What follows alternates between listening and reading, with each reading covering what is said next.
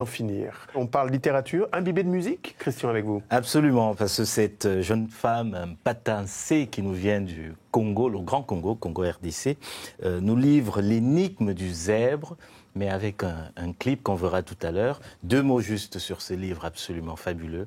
C'est une quête identitaire là aussi, on en parlait tout à l'heure, la quête d'une Afropéenne assumée qui, en France d'abord, en Belgique, en Suisse, ensuite, lorsqu'elle fait ses études de médecine, se demande pourquoi est-ce que ses parents ne lui ont pas transmis cette Afrique, cette africanité dont Zan nous parlait tout à l'heure, Oasis aussi, et qui va décider d'aller elle-même à la quête de cette Afrique. Et ça s'appelle L'énigme du zèbre. C'est un roman, mais c'est aussi un clip. On regarde.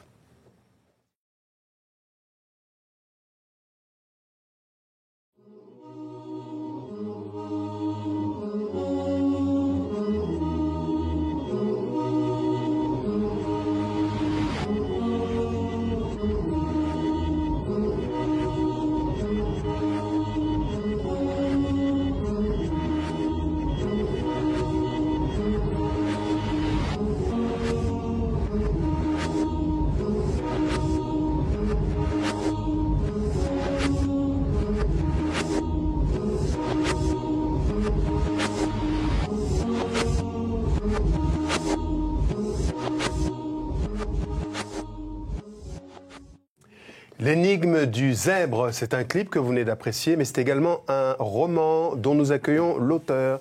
Bienvenue et soyez donc la bienvenue, majestueusement incarnée, Mpatansé. Vous êtes donc l'auteur de ce roman.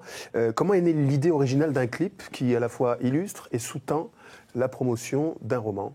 Ma génération est fort axée sur les réseaux sociaux, sur l'image, sur un peu voilà, tout ce qui est visuel.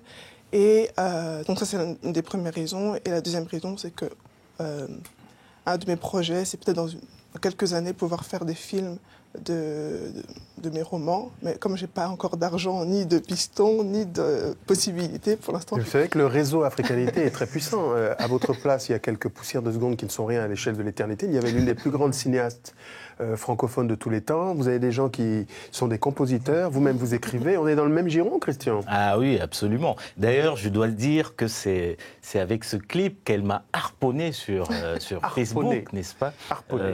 Avec ce magnifique roman, absolument à lire, Oasis Diop.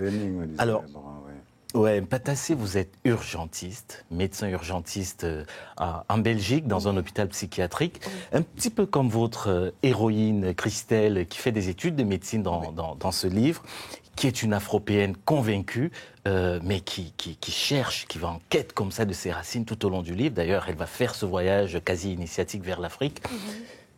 C'est pas tout à fait votre histoire, mais quelle est quand même la part autobiographique de vous dans ce livre ?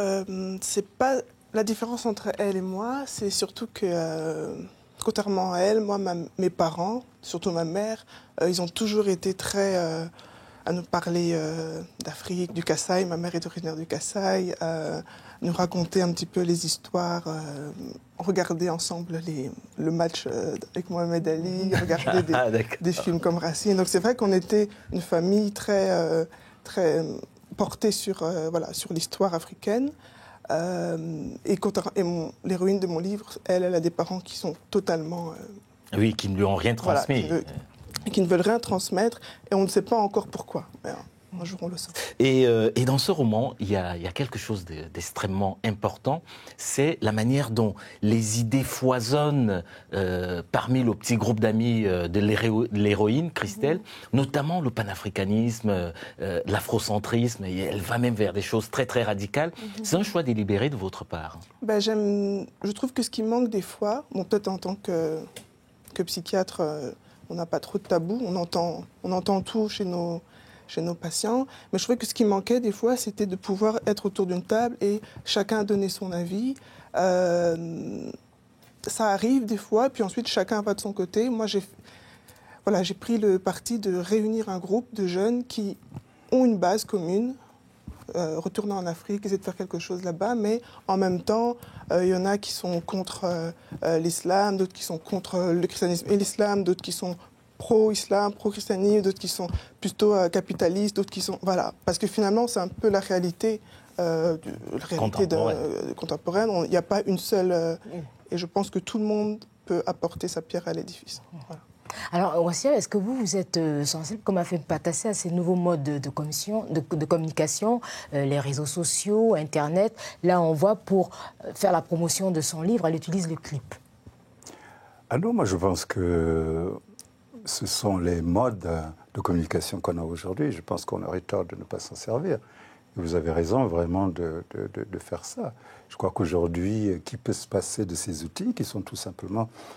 C'est le tam-tam d'aujourd'hui. Avant, on faisait le tam-tam d'appel pour communiquer. Aujourd'hui, ça va beaucoup plus vite. Mais en réalité, on est toujours dans le même monde de la communication. Donc, je pense que c'est tout à fait... Merci Mpatassé d'être venu dans cette émission pour nous parler donc de l'énigme du zèbre. Alors, on a parlé musique, on a parlé